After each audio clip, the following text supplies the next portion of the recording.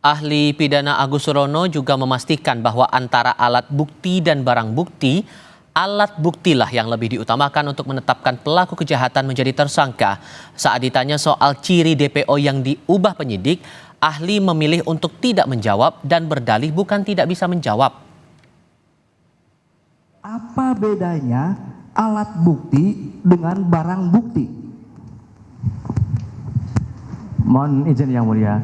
Jadi kalau alat bukti itu kan 184 dan 1 KUHP. Barang bukti itu barang-barang atau benda yang ada kaitannya dengan satu tindak pidana.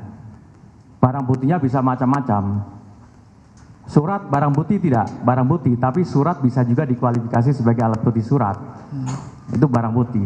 Benda-benda yang ada kaitannya, yang ada hubungannya dengan tindak pidana atau alat, itu juga barang bukti, dan seterusnya. Saya kira berbeda maknanya berkaitan dengan alat bukti dan barang bukti. Demikian yang mulia. Oke. Baik, berarti apakah alat bukti tersebut harus disertai dengan barang bukti atau hanya cukup alat bukti saja? Ya, mohon izin yang mulia. Tentu kan ini teknis di administrasi kaitannya dengan penyidikan yang mulia. Itu menjadi domainnya penyidik untuk itu.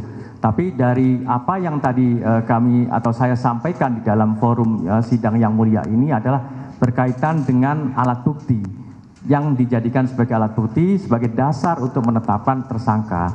Dalam penetapan DPO yang telah diputus dalam putusan pengadilan yang telah berkekuatan hukum tetap memiliki ciri-ciri yang sudah dijelaskan dalam putusan.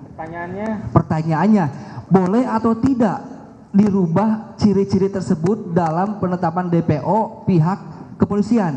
Padahal ciri-ciri tersebut sudah ada dalam putusan pengadilan.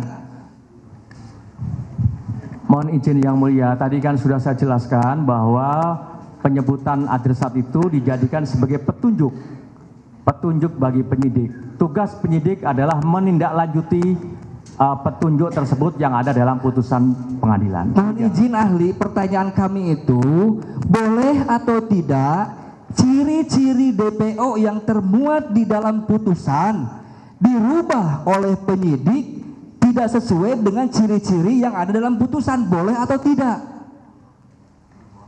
Bisa menjawab ahli? Saya tidak menjawab berkaitan dengan hal itu yang mulia. Tidak apa-apa. Baik, terima kasih, cukup yang mulia. Mohon izin yang mulia. Mohon izin yang mulia. Jadi yang tadi saya sampaikan terakhir yang mulia. Saya yang mulia.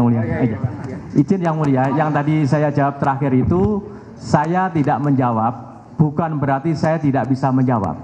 Itu berbeda. Demikian yang mulia. Kami paham. Kami paham.